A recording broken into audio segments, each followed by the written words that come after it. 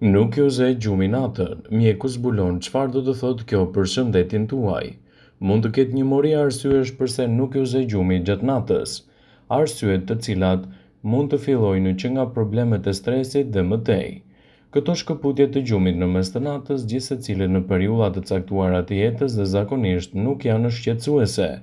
Problemet fillojnë kur ju përjetoni pagjumësi në mënyrë të vazhdueshme dhe nuk e kuptoni se çfarë po e shkakton atë konkretisht.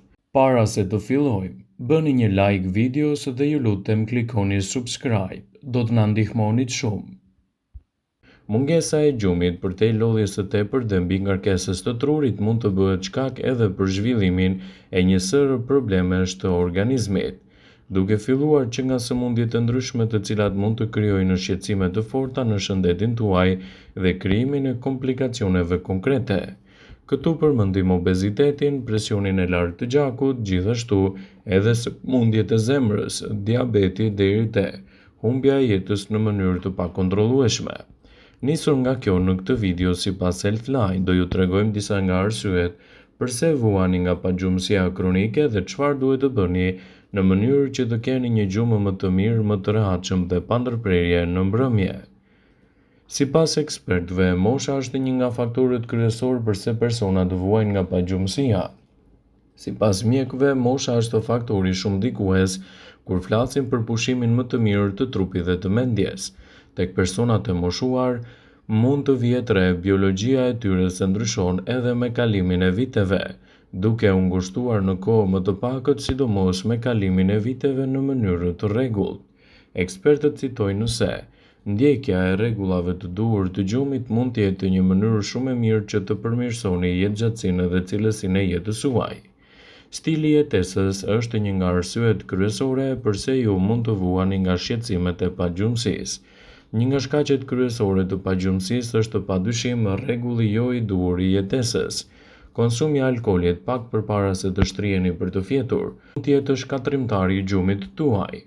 Ushqimet përpara se të shkoni për të fjetur mund të jenë një arsye kryesore, të cilat mund të acarojnë stomakun dhe organizmin tuaj, të cilat mund t'ju krijojnë vështirësi për të fjetur në mbrëmje. Së fundmi, siç dihet, kafeina është armiku kryesor i një gjumi jo të mirë.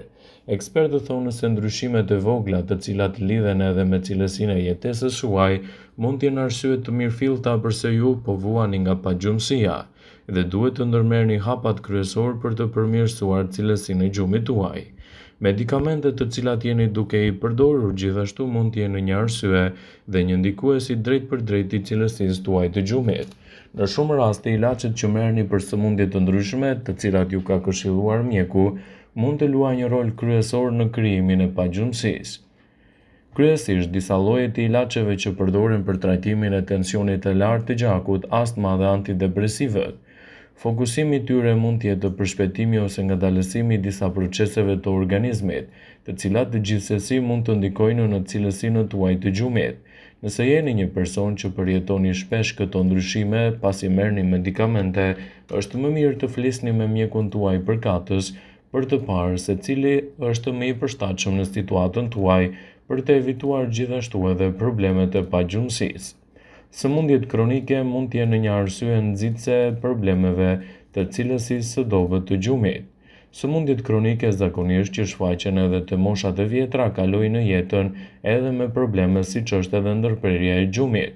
Nëse vuani nga ankthi, depresioni, problemet e prostatës së zmadhuar, dhimbje kronike ose reumatizma të ndryshme, mund të keni probleme me cilësinë tuaj të gjumit. Kjo ndodh për shkak se trupi në mënyrë të vazhdueshme mund të funksionojë në varësi të sëmundjeve të cilat krijojnë edhe shqetësime. Në këto raste, flisni me mjekun tuaj për të marrë trajtime më të specializuara. Megjithatë, është e rëndësishme që gjendja juaj të mos zvogëlohet edhe të mos neglizhohet në mënyrë që gjumi juaj të jetë më i plotë dhe pa ndërprerje në mbrëmje. Ju ka ndodhur ndonjëherë që shtriheni për të fjetur dhe keni shumë vështirësi t'ju zerë gjumi. Nëse vini re se kjo ndodh her pas here, është koha që të ndërmerrni hapa kryesor për të evituar kështu problemet e pagjumësisë edhe të krijoni një gjumë më të mirë në mbrëmje.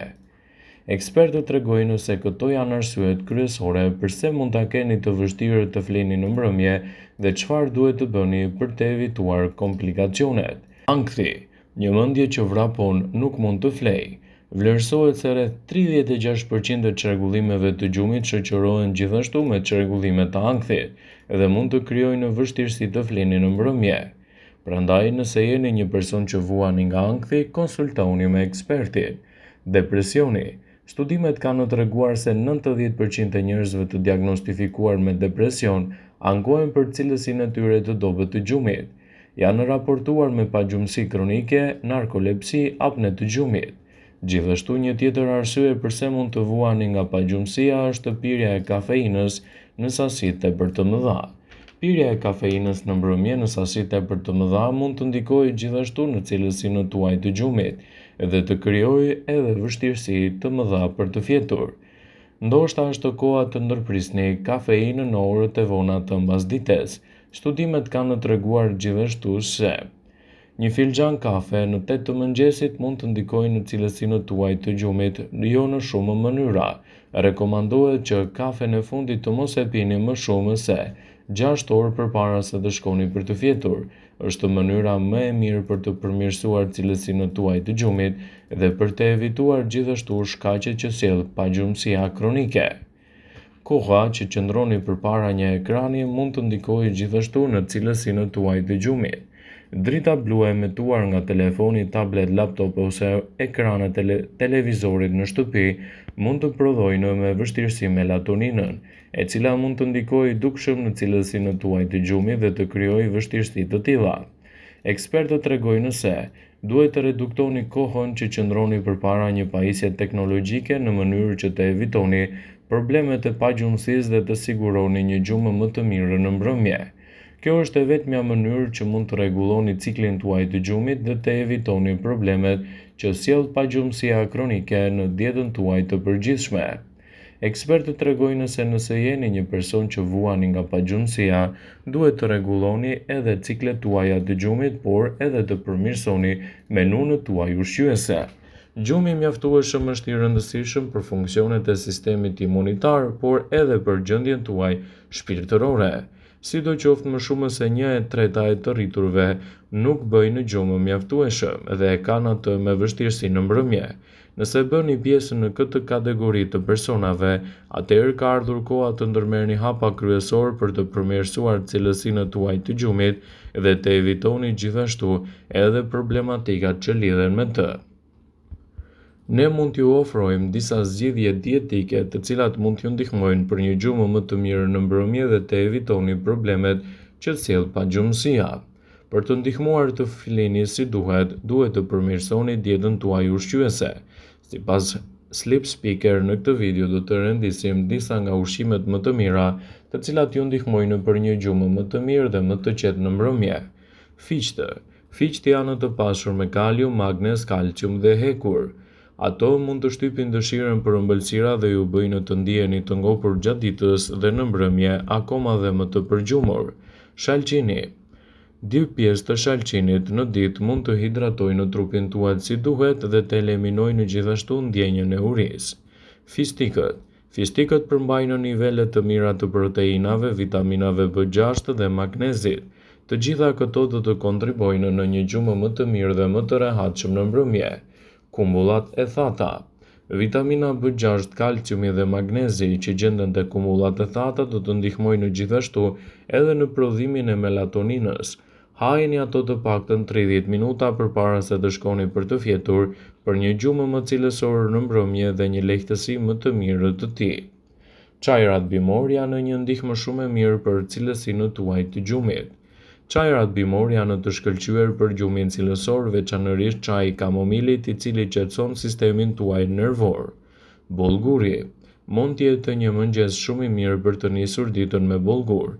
Ndaj mënyra se si flini mund të ndryshojë tërësisht ritualin tuaj ditor. Ndjekja e këtyre rregullave do ju bëjë që të keni një gjumë më të mirë në mbrëmje dhe të evitoni problemet që sjell pagjumësia në mënyrë të pakontrollueshme. Vëmendje. Ju bëjmë dije se informacionet në këtë video kanë për qëllim që të plotësojnë, të mos zëvendësojnë në këshillat e mjekut tuaj ose ofruesit të kujdesit tuaj shëndetësor, dhe nuk kanë për qëllim që të mbulojnë të gjitha përdorimet e mundshme, masat paraprake, ndërveprimet ose dhe efektet e tyre negative për shëndetin tuaj. Pasi ta dëgjonit këtë video, do ju ftoja t'i bënit like dhe ta shpërndanit atë në profilin tuaj në mënyrë që të informohen dhe miqtë e tu.